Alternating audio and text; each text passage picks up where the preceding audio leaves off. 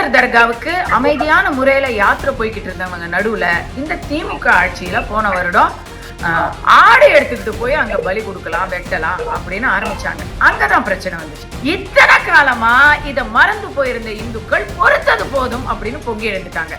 ஒண்ணு சொல்றேன், நீதிமன்ற தீர்ப்பை வேணா நீங்க அப்பீல் பண்ணலாம், அதை அவமதிக்கலாம். ஆனா இறைவனோட தீர்ப்புக்கு அப்பீலே கிடையாது. வணக்கம். அண்ணாமலைக்கு அரோகரா, வெற்றிவேல் முருகனுக்கு அரோகரா. பக்தர்கள் அனைவருக்கும் கார்த்திகை தீப திருவிழா நல்வாழ்த்துக்கள். தமிழர்களை பொறுத்த வரைக்கும் தீபாவளியை விட கார்த்திகை தான் தீப ஒளி திருவிழா.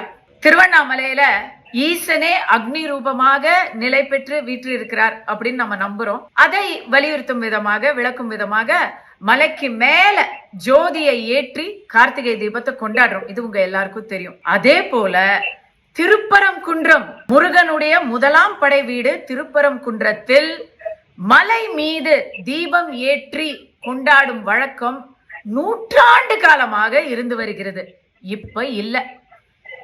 20th செஞ்சுரியிலும் 21st செஞ்சுரியிலும் பிறந்த நமக்கெல்லாம் இப்படி ஒண்ணு நடந்துட்டு இருக்கு அப்படிங்கிறது தெரியவே தெரியாது. ஆனா திருப்பரங்குன்றத்துல கார்த்திகை தீபம் அவ்வளவு விசேஷம். ஏன் நின்றுச்சு, ஏன் இப்ப நடக்கல, ஏன் நின்றுச்சுங்கிறது சின்ன ஒரு வரலாறு சொல்லிடுறேன். ஏன் நடக்கலங்கிறது பெரிய ஒரு சதி, அதையும் சொல்றேன்.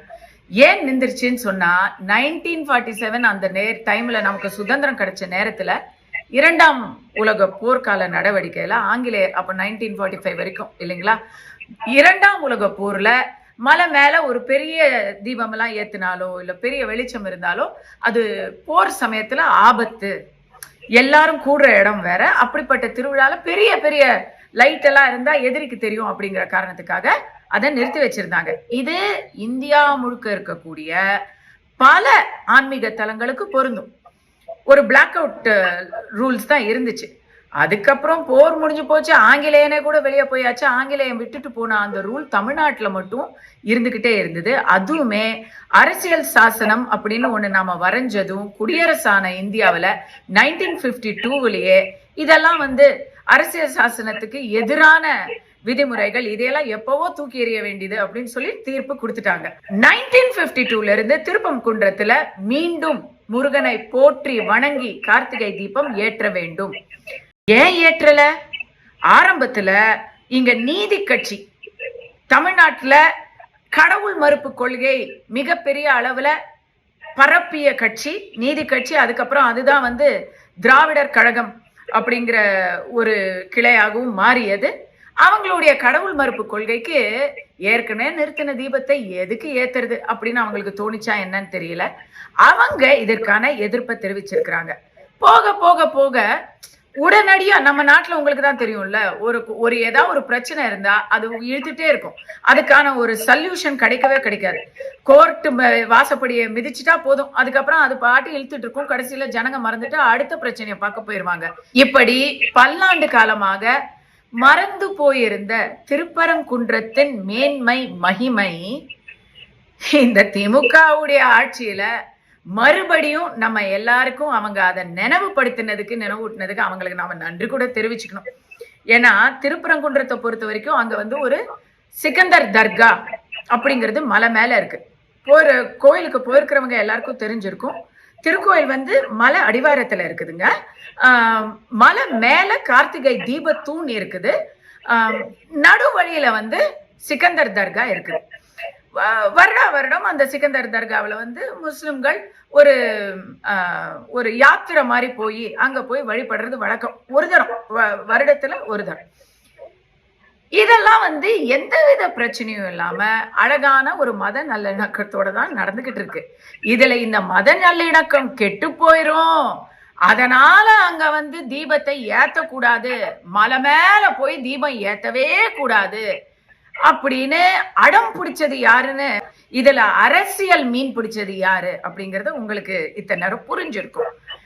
இருந்தாலும் இப்படிப்பட்ட எதிர்ப்புகளை எல்லாம் தாண்டி 1996லயே ஹைகோர்ட்ல தீர்ப்பு வந்துருச்சு. என்ன தீர்ப்பு? தாராளமாக திருப்பரங்குன்றம் மலையில் தீபம் ஏற்றி வழிபடலாம், முருகனை போற்றலாம் அப்படின்னு ஹைகோர்ட்ல இருந்து தீர்ப்பு வந்துருச்சு. இந்த சந்தோஷமான விஷயத்த செயல்படுத்த திமுக அரசுக்கு மனசுதான் வரல. இல்ல இல்ல இல்ல இல்ல அப்படியெல்லாம் நம்ம நூற்றுக்கணக்கான ஆயிரக்கணக்கான இந்துக்களை மலை மேல ஏற அனுமதி கொடுத்துட்டா அதுக்கப்புறம் இஸ்லாமியர்களுடைய மனசு புண்பற்றுமே அப்படின்னு சொல்லி, இது உண்மை இல்ல. இஸ்லாமியர்களோட மனசு புண்படல, அவங்க எந்த அப்ஜெக்ஷனுமே அவங்க தெரிவிக்கலன்னு சொன்னா கூட அவங்க மனசு புண்பட்டுரும் அப்படின்னு அவங்க மேல பழிய போட்டு மலை மேல தீபத்தை ஏத்தவே இல்லைங்க. உயர் நீதிமன்ற தீர்ப்பு வந்த பிறகும் அடிவாரத்துல கோயில்ல இருக்கக்கூடிய மோட்ச தீபத்தூண்லதான் இவங்க தீபத்தை ஏத்திக்கிட்டு இருந்திருக்கிறாங்க. 1996 இப்ப 2026 30 வருஷம், 29 வருஷமா இதே நிலைமை தான் நமக்கு நடந்துகிட்டு இருக்கு. இப்ப ஏன் மறுபடியும் இது பிரச்சனை ஆயிருக்கு அப்படின்னு சொன்னா, சிக்கந்தர் தர்காவுக்கு அமைதியான முறையில யாத்திரை போய்கிட்டு இருந்தவங்க நடுவுல இந்த திமுக ஆட்சியில போன வருடம் ஆடை எடுத்துக்கிட்டு போய் அங்க பலி கொடுக்கலாம், வெட்டலாம் அப்படின்னு ஆரம்பிச்சாங்க. அங்கதான் பிரச்சனை வந்துச்சு. அப்ப இது எல்லாரும் புனிதமா நினைக்கிற ஒரு கோயில் வளாகத்துல நீங்க ஆட்டை எடுத்துக்கிட்டு போனீங்கன்னா எப்படி அப்படின்னு கேள்வி கேட்டதுக்கு, ஆடு வெட்டக்கூடாதா அப்படின்னு சொல்லி வீம்புக்குன்னு முஸ்லிம் லீக் எம்பி, திமுக கூட்டணியில் இருக்கும் முஸ்லிம் லீக் எம்பி நவாஸ்கனி அவர்கள் அங்கேயே திருப்பரங்குன்றம் மலைக்கு போய் ஆய்வு செய்து ஆட்டு பிரியாணி சாப்பிட்டாரு பாருங்க. அப்பதான் இந்த விஷயம் பூதாகாரமா மறுபடி வெடிச்சிருச்சு. இத்தனை காலமா இத மறந்து போயிருந்த இந்துக்கள் பொறுத்தது போதும் அப்படின்னு பொங்கி எழுந்துட்டாங்க.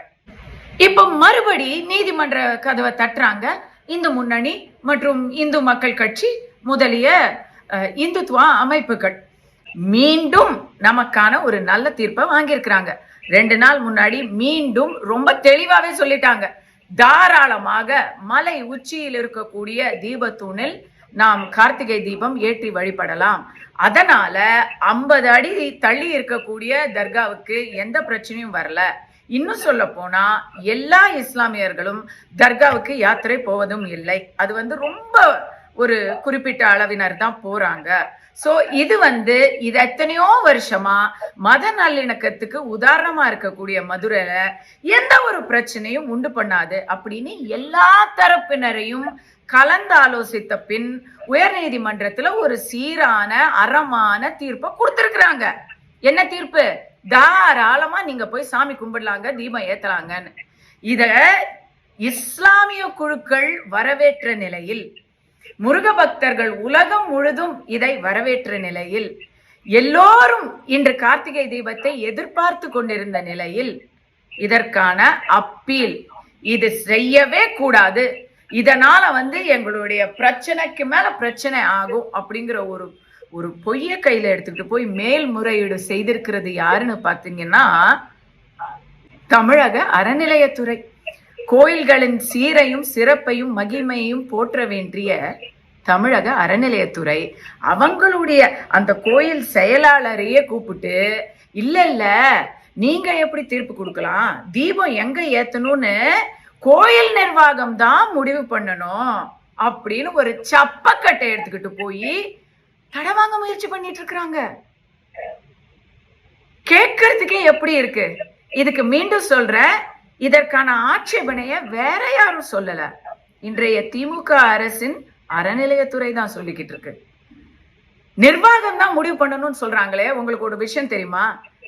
திருப்பரங்குன்றமே மதுரை மீனாட்சி சுந்தரேஸ்வரர் ஆலய நிர்வாகத்துக்கு உட்பட்டதுதான். திமுக அரசு இருக்கும் பொழுது கடந்த காலத்துல இல்ல அறநிலையத்துறையால 2 பெரிய புகழ்பெற்ற கோயில்களை சமாளிக்க முடியல, அதனால இங்க ஒரு அறங்காவலர், இங்க ஒரு நிர்வாகம், அங்க ஒரு நிர்வாகம், இங்க ஒரு எக்ஸிகியூட்டிவ் ஆபீசர் வேணும் அப்படின்னு இவங்க தான் அதை பிரிச்சு விட்டாங்க. இப்ப என்னவோ இது வேறு நிர்வாகம் அது வேறு நிர்வாகம்ங்கிற ஒரு தொனியில இவங்க இதையெல்லாம் செஞ்சுக்கிட்டு இருக்கிறாங்க. ஒண்ணு சொல்றேன், நீதிமன்ற தீர்ப்பை வேணா நீங்க அப்பீல் பண்ணலாம், அதை அவமதிக்கலாம். ஆனா இறைவனோட தீர்ப்புக்கு அப்பீலே கிடையாது. கண்டிப்பாக முருகன் அருள் வெல்லும், நீதி வெல்லும். அடுத்த வருடம் ஜோதி ஒளிரும் திருப்பரங்குன்றத்திலே.